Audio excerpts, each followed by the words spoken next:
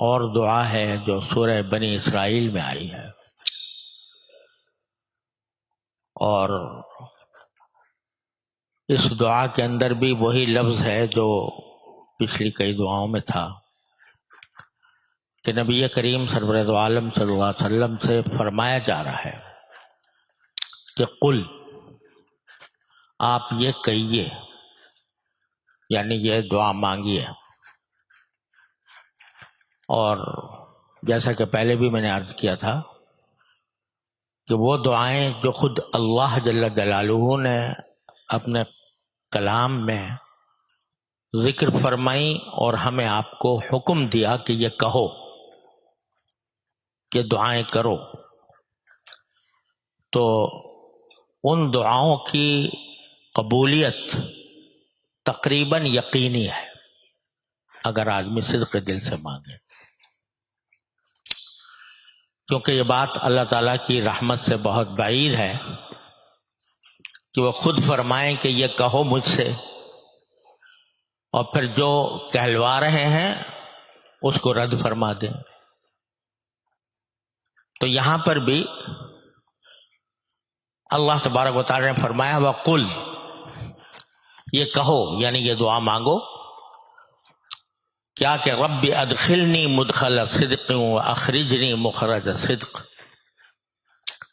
واجعل لی من لدنک سلطانا نصیرا۔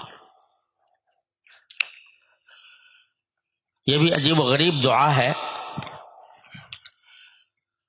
پہلے اس کا سادہ مطلب عرض کرتا ہوں، پھر اس کی تھوڑی حقیقت اور اس کا پس منظر بھی اللہ کی نے توفیق دی تو عرض کروں گا انشاءاللہ۔ لفظی ترجمہ یہ ہے کہ اے میرے پروردگار، مجھے جہاں بھی آپ داخل کریں تو اچھائی کے ساتھ داخل کریں، جہاں بھی داخل کریں تو اچھائی کے ساتھ داخل کریں، اور جہاں سے بھی نکالیں تو اچھائی کے ساتھ نکالیں، اور مجھے اپنی طرف سے ایسی طاقت عطا فرما دیجئے جس کی مدد کی جاتی ہو آپ کی طرف سے۔ یعنی جہاں بھی میں داخل ہوں، کسی گھر میں، کسی مکان میں، کسی دکان میں، کسی شہر میں، تو داخل ہوں تو داخل بھی اچھی طرح ہوں، اور نکلوں تو نکلوں بھی اچھی طرح۔ داخل ہوتے وقت بھی ایسی صورت ہو کہ میں آسانی سے اور بغیر کسی رکاوٹ کے اور بغیر کسی پریشانی کے داخل ہو جاؤں، اور نکلوں تو وہ بھی اس طرح نکلوں کہ جس مقصد کے لیے گیا تھا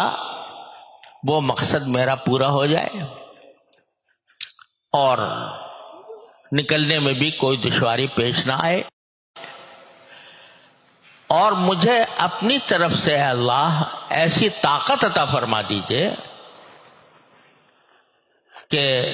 جس کے ساتھ آپ کی مدد ہو۔ طاقت تو عطا ہو گئی، لیکن اگر آپ کی مدد نہیں ہے، اگر آپ کی طرف سے توفیق نہیں ہے اس طاقت کو صحیح استعمال کرنے کی، تو وہ طاقت بیکار ہے۔ لہذا ایسی طاقت عطا فرمائیے کہ جس کے ساتھ آپ کی مدد ہو۔ اس دعا کا ایک خاص پس منظر ہے، میں بعد میں عرض کروں گا، لیکن جو ظاہری مفہوم ہے وہ ایسا ہے کہ ہر انسان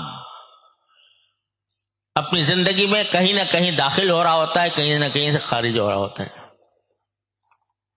آدمی گھر میں داخل ہوا تو اس وقت بھی اس کو عافیت چاہیے، خیریت چاہیے، اچھائی چاہیے کہ جب گھر میں داخل ہو تو منظر اچھا نظر آئے، میرے گھر والے خوش خرم ہوں، عافیت سے ہوں، یہ چاہیے نہیں چاہیے جب آدمی گھر میں داخل ہو رہا ہو؟ جب گھر سے نکل رہا ہو اس وقت بھی اس کو عافیت چاہیے کہ نکلنے کے جب میں نکلوں جس کام کے لیے بھی نکل رہا ہوں تو وہ اچھائی کے ساتھ نکلوں، نکلنے میں بھی آسانی ہو، دشواری نہ ہو، جس مقصد کے لیے نکل رہا ہوں اس میں کامیابی ہو۔ اگر آدمی کہیں ملازم ہے اور اپنی ملازمت کی جگہ پر داخل ہو رہا ہے تو وہاں پر بھی اس کو ضرورت ہے اس بات کی کہ جب داخل ہو تو اچھائی کے ساتھ داخل ہو، یعنی اس کا ماحول درست ہو، اس کے لیے جو کام ہیں، اس کے فرائض منصبی ہیں وہ ٹھیک طریقے سے بجا لائے، اس کی ضرورت ہے۔ جب نکل رہا ہے دفتر سے تو اس وقت بھی اس کو ضرورت ہے۔ مدرسے میں داخل ہو رہا ہے پڑھنے کے لیے، اسکول میں داخل ہو رہا ہے، کالج میں داخل ہو رہا ہے پڑھنے کے لیے، تو اس کو ضرورت ہے کہ میں جب داخل ہوں تو داخل ہونے کے وقت، داخل ہونے کے بعد ایک تو داخلہ میرا آسان ہو جائے، صحیح طریقے پر جاؤں، صحیح وقت پہ جاؤں، اور جس مقصد کے لیے جا رہا ہوں پڑھائی، اس میں کامیابی ہو، اچھی طرح بات سمجھ میں آئے، یاد رہے۔ نکلے تو وہ بھی اچھائی کے ساتھ اس کو چاہیے کہ نکلے۔ ہسپتال میں داخل ہو رہا ہے علاج کے لیے تو کیا چاہیے کہ اچھائی کے ساتھ داخل ہو، کوئی اچھا ڈاکٹر مل جائے، اچھا معالج مل جائے، اس کے دل میں اللہ تبارک و تعالی صحیح دوا ڈال دے، اور صحیح دوا ڈال کر وہ میرے لیے مؤثر بھی ہو جائے، مفید بھی ہو جائے۔ نکلوں تو وہاں سے صحت یاب ہو کر نکلوں۔ تو غرض آدمی اگر غور کرے تو اپنی شب و روز کی زندگی میں کہیں نہ کہیں سے داخل ہو رہا ہوتا ہے، کہیں نہ کہیں داخل ہو رہا ہوتا ہے، کہیں نہ کہیں نکل رہا ہوتا ہے۔ تو ایک ایسی عام اور جامع دعا اللہ تبارک و تعالی نے تلقین فرما دی کہ جب بھی کسی چیز میں داخل ہو رہے ہو تو یہ دعا مانگ لیا کرو، رب ادخلنی مدخل صدق واخرجنی مخرج صدق واجعل لی من لدنک سلطانا نصیرا۔ سواری پر بیٹھ رہے ہو، کہیں سفر پر جا رہے ہو، گاڑی میں، ٹرین میں بیٹھ رہے ہو، بس میں بیٹھ رہے ہو، ہوائی جہاز میں بیٹھ رہے ہو، تو کہو رب ادخلنی مدخل صدق۔ یوں تو اللہ تبارک و تعالیٰ نے نبی کریم سرور دو عالم صلی اللہ علیہ وسلم کے ذریعے ہر موقع کے لیے ایک دعا تلقین فرما دی ہے۔ جب سواری پہ بیٹھتے ہیں تو سبحان الذی سخر لنا ھذا وما كنا له مقرنین وانا الى ربنا لمنقلبون، اللهم انت الصاحب في السفر وخلیفۃ في الاہل الى آخرہ۔ وہ تو دعائیں اپنی جگہ ہیں ہی، لیکن یہ ایک عام دعا ایسی ہے کہ جب بھی کہیں داخل ہو رہے ہو تو اللہ تعالیٰ سے داخلے کی اچھائی بھی مانگو اور وہاں سے نکلنے کی اچھائی بھی مانگو، کہ جب میں داخل ہونے کے بعد نکلوں تو اچھی حالت میں نکلوں، یہ نہ ہو کہ اندر داخل ہوا اور پھنس گیا کسی مصیبت میں۔ تو اس لیے یہ ایک ایسی جامع اور عام دعا ہے کہ اس کو انسان کو اپنا وظیفہ بنانا چاہیے۔ سواری پہ سوار ہو رہا ہو تب، کسی نئی جگہ پر جا رہا ہو تب، نئے شہر میں داخل ہو رہا ہو تب، کوئی نیا کام شروع کر رہا ہو تب، ہر اس موقع پر جب کہ انسان کسی نئی چیز میں داخل ہو رہا ہو تو اس کو یہ دعا مانگنی چاہیے، رب ادخلنی مدخل صدق واخرجنی مخرج صدق واجعل لی من لدنک سلطانا نصیرا۔ تو ایک تو یہ ہے کہ اچھی طریقے سے داخل ہوں اور نکلوں تو اچھی طرح نکلوں، اور آخر میں یہ کہ واجعل لی من لدنک سلطانا، مجھے اپنی طرف سے ایک طاقت عطا فرمائی ہے، قوت عطا فرمائی ہے۔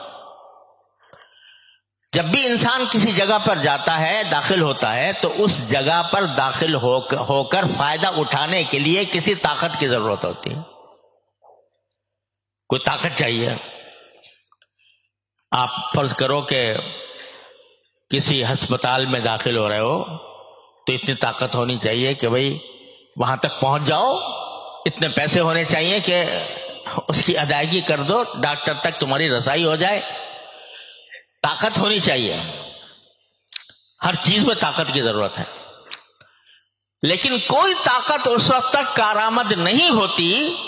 جب تک کہ اللہ جل جلالہ کی مدد اس کے ساتھ شامل نہ ہو۔ بڑا کاڑیل جوان ہے، طاقتور ہے، قوت سے بھرپور ہے،